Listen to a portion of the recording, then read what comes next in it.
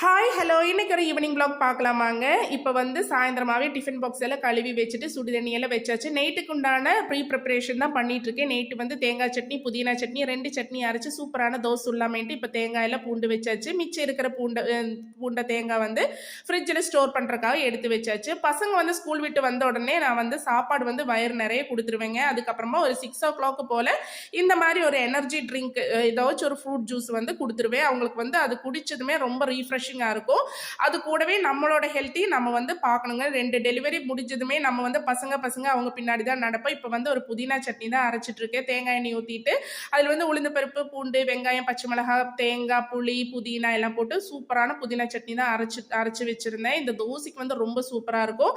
அதுக்கு நடுவில் வந்து பசங்களை வந்து படிக்க வைக்கிற வேலை இருந்துச்சு. இந்த மாதிரி நம்ம பேரண்ட்ஸ் எல்லாம் நம்ம கூட இருக்கலைனாலும் நம்ம வந்து 2 மணிக்கு 3 மணிக்கு எந்திரிச்சு உட்காந்து எக்ஸாம் டைம்ல எல்லாம் படிச்சு மார்க் வாங்கினதெல்லாம் ஞாபகத்தில் வந்துச்சு. என்னன்னா அது இப்போ வந்து அந்த சர்டிஃபிகேட்டுக்கு எந்த வேல்யூமே இல்லாமல் சும்மா பீரோக்குள்ளே இருக்கிறது வந்து ரொம்ப கஷ்டமாகவும் இருக்குது. அது என்னமோ தெரியல, பசங்க ஆனதுமே வந்து எல்லா அம்மாக்களும் அப்படி தான் ஆயிடுவாங்க தோணுது. ஆனால் வந்து சில பேர் வந்து நல்ல ஒரு லக்கி. அது என்ன நான் சொல்ல விரும்பலை. Okay bye. என்னோட வீடியோ பிடிச்சிருந்தா நீங்கள் சப்ஸ்கிரைப் பண்ணி சப்போர்ட் பண்ணுங்க. Okay bye. நெக்ஸ்ட் வீடியோவில்